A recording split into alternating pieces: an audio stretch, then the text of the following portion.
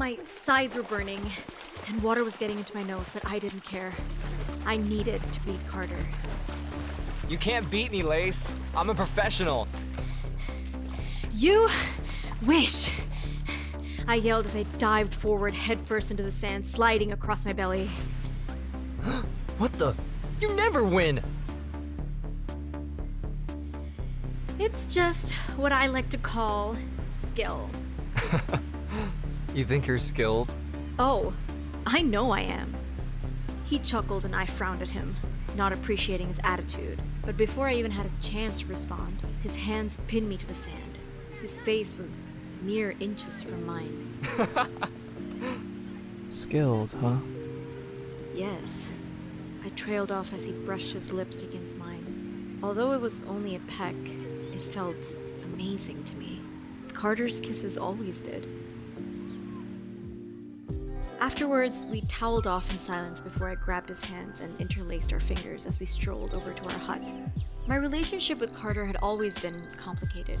We basically grew up together because our parents are best friends and we lived next door to each other. My parents built a hut for us when we were 6, and over the years, we expanded it into practically an apartment now. For years, we would always race across the water and battle. This hut was our haven, basically. It was a place where we would go if we wanted to hang out or were upset. It was our tradition. There was nothing that I loved more than being here with Carter. I could see us together for the rest of my life. I promise that we, he continued without hesitation, already knowing what I was going to say, will be best friends forever, he finished, wrapping his arms securely around mine.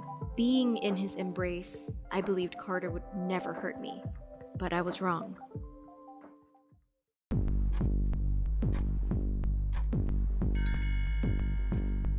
Darn it! I'm gonna be so late for class!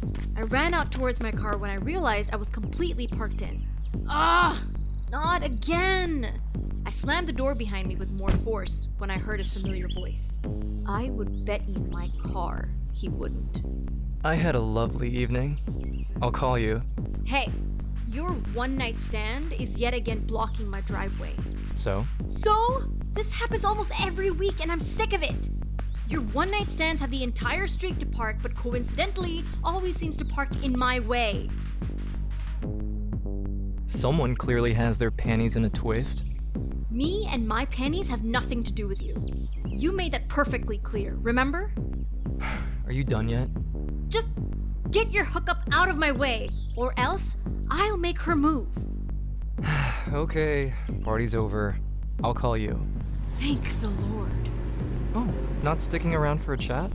No, I'd rather die than spend another minute with you. Without a backwards glance, I slammed the door and reversed out of the driveway, practically burning rubber. I stomped into school to find my boyfriend with a look of death etched across my face. Carter always brought out something in me, and I hated him for it. Uh-oh. An incident with Carter? How did you know? Because you always have that look after being around him. Yeah, well, he brings out my dark side, I hissed. Let's talk about something else. How was your dinner last night? Yeah, surprisingly all right. His family isn't as bad as I made them out to be in my head. I tilted my head back as he kissed me softly on the lips. I liked Aiden. A lot. Except, no matter how much I tried to convince myself I liked Aiden, it never compared to what I had felt for Carter. Also, Lace, would you want to go to the movies or something tonight? Yeah, that sounds like exactly what I need. This thing you have with Carter, it's very unhealthy. Why don't you guys attempt to salvage your friendship? You were best friends. Look, I don't want to talk about this. I'll see you later. I'm going to class. With that, I stalked off towards my locker and came face to chest with the one and only Carter Williams.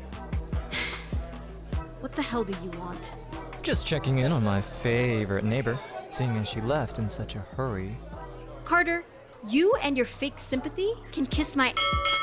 That's my cue to leave. Catch you later, Lace. Today was exhausting, and I couldn't wait to get home. But as soon as I walked out through the door, I found my parents standing in the kitchen, crying. Mom, Dad, what's wrong?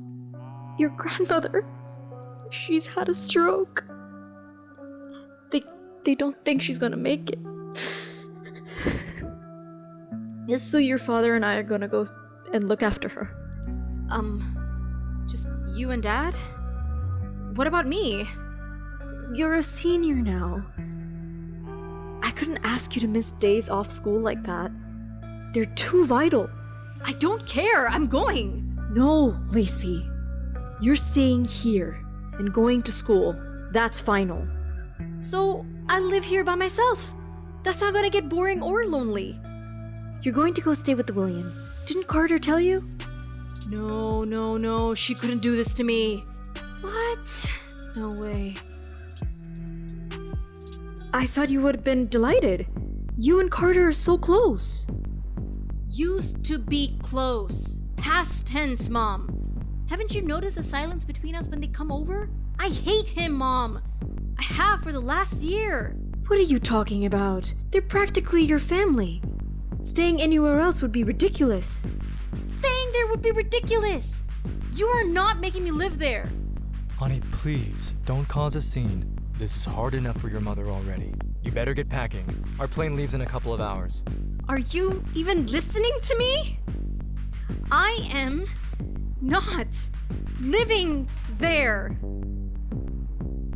Lacey, go upstairs and pack your bags now. We had a heated stare down for several moments before I snapped my head away. I rolled my tongue across my teeth, agitated. How long will I be gone for? My arms were shaking in rage. My hand was twitching with the impulse to hit something. Someone. My dad's eyes flared with warning and I bit my lip to stop myself from screaming out in anger and actually going on a rampage. A couple of weeks? No fuh! Clamping my mouth shut, I swallowed a lump that had seemingly lodged itself in my throat and ran to my room. My parents' words whirled around in my mind, like a cyclone causing tears of frustration to burn my eyes. I was going to be staying with my biggest enemy for a couple of weeks, possibly more. How was I going to face Carter every day? After everything he's done to me? I've only now started to heal, and now this? I drew my thighs towards my chest and tried to muffle my cries. If I was insane before, I don't know what I'm going to be now. Kill me now. I stood outside Carter's house, one foot on the porch step and the other firmly on the path.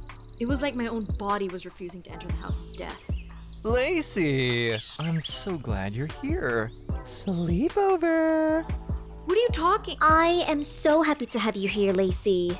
You and Carter together? This is going to be a blast. Yeah, we sure will. Well, come on in. Make yourself at home. Although I needn't have to tell you, it practically is. Carter went to say something, but I turned my back to him and walked to the spare bedroom, shutting the door quickly and sinking straight to the ground. Hey, your roommate. This is going to be so exciting. Yeah, highlight of my life. You'll see. You'll learn to love me again. I froze. I don't think he was meant to let that one slip.